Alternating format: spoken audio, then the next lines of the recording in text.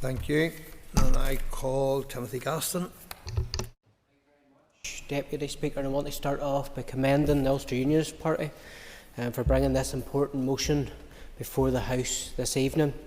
It is particularly pertinent that these matters should be raised on the 11th of March, a day when across Europe people pause to remember the innocent victims of terrorism. The record of the Irish Republic when it comes to legacy is quite sickening.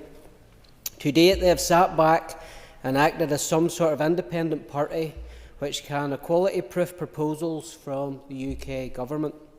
The reality is that throughout the 30 years of terror, the Irish Republic was very much an active participant. I mentioned that today is Innocent Victims of Terrorism Day. Yesterday I held an event to mark that, and afterwards a member of the public passed a member of my staff this booklet, Newry on a Border Between Truth and Justice. It contains many interesting facts and statistics, but I will highlight just one. It contains a table obtained from the Irish National Archives.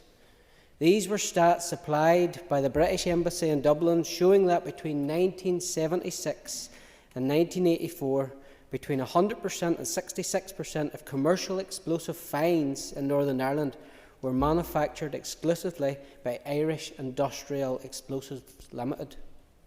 In 1976 alone, over 540 kilograms of Irish industrial explosives was discovered in Northern Ireland, accounting for almost 90% of the total that year. The Irish Republic has never answered questions as to why explosives from their jurisdiction ended up in the hands of Republican terrorists in Northern Ireland and were deployed to murder and maim people who in their own constitution claimed they wanted to unite with in harmony and friendship. On the subject of the Irish Constitution, it is worth touching upon the fact that because it enshrined the aspiration of a 32-county republic, it was frequently and successfully deployed by terrorists who fought extradition to face justice for crimes here in Northern Ireland. The facts could not be clearer. Between 1973 and 1997, there were 110 requests for extradition from the Republic of Ireland by the UK. Of those, just 8 were successful. There has never been an investigation by the Irish Republic into how it operated as a safe haven for terrorists. There has never been any regard for the lives of the people of Northern Ireland murdered by IRA bombs. All that in the name of the 1916 proclamation, which claimed to cherish all the children of the nation equally.